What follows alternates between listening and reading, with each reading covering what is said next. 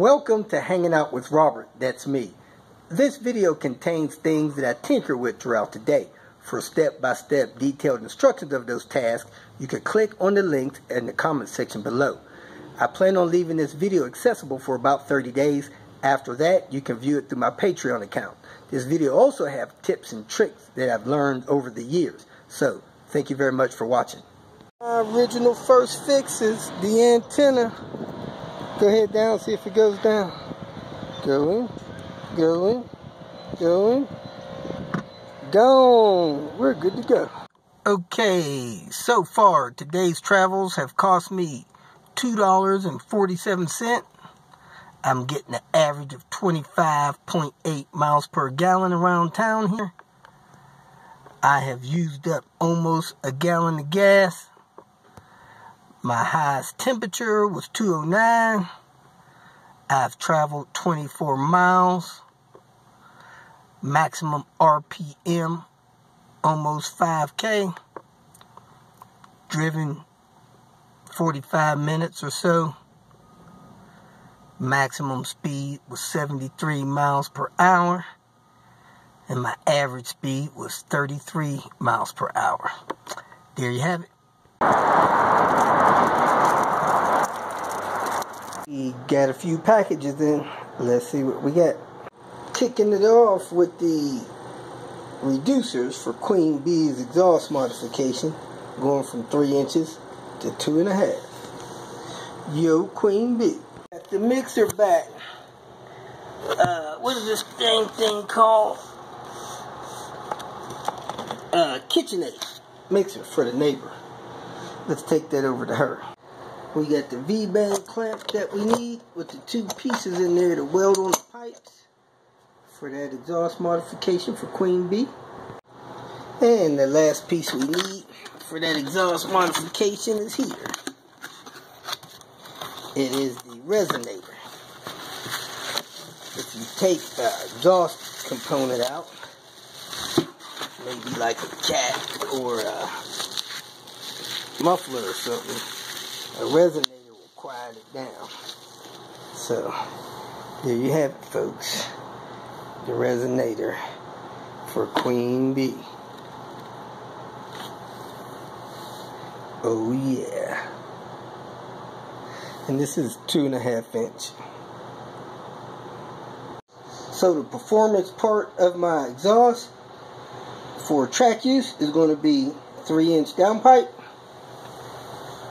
clamp, reducer, resonator. Then on the back of this, I'm going to hook this up to the OEM pipe that gets clamped on to the rest of the exhaust. In this video, I want to talk to you about a KitchenAid mixer my neighbor had. Old school mixer.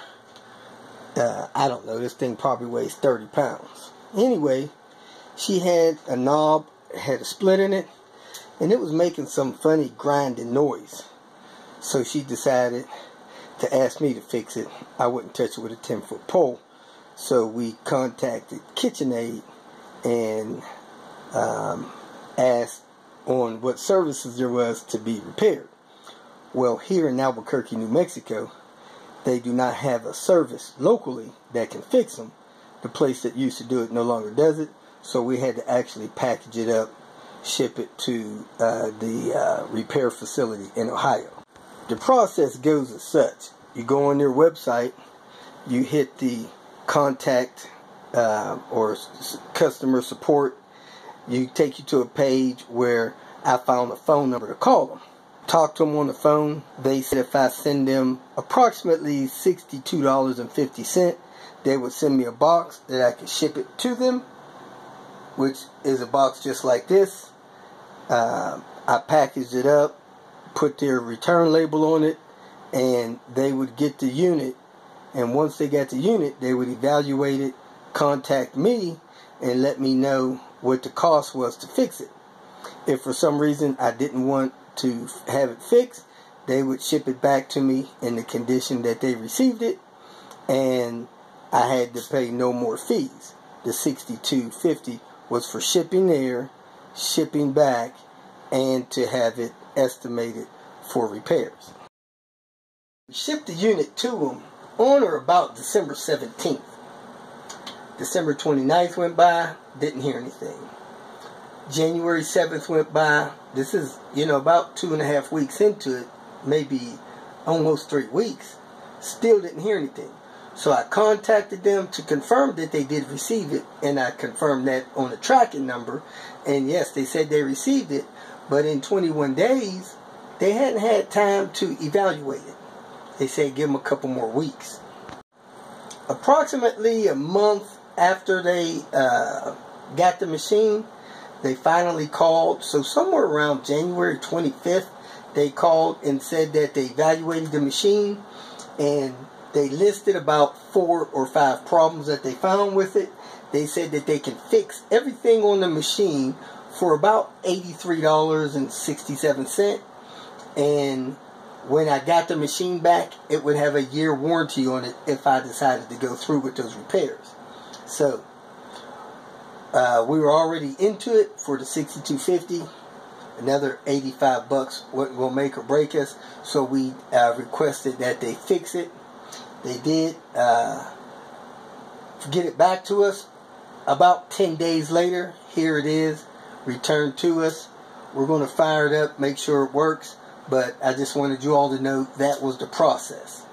About December 17th, we sent it to them.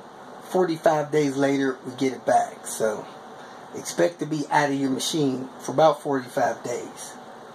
Just to let you know. And now it has a year warranty. So if you got any questions, feel free to post them. Hope this information helped. If you feel that this information was useful, please like it and share it with your social media friends. You can subscribe to my channel so that you will get notifications of future videos that I post. You can follow me on Twitter, and if you need to contact me directly, please visit my website. And if you have any questions, leave them below, and someone or myself will reply to them. Again, thank you very much for watching.